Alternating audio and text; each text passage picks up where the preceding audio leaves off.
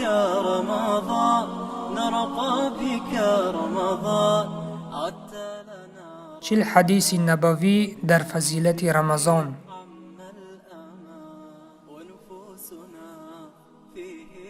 به نام خداوند بخشنده و مهربان.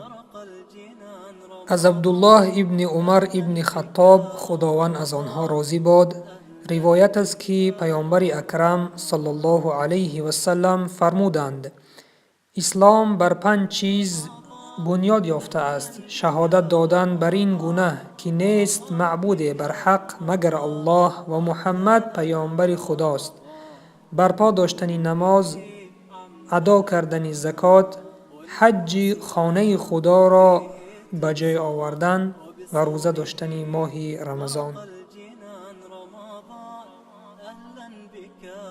ستون اول اسلام شهادت دادن بر آن است که نیست معبودی بر حق مگر الله و محمد پیامبر خداست.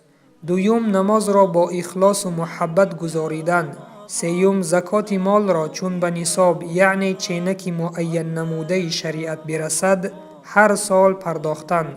چهارم در تمام عمر 1 مرتبه حج خانه خدا نمودن، کسی که قدرت و توانایی رفتن داشته باشد. و پنجم روزه ماه شریف رمضان را داشتن است.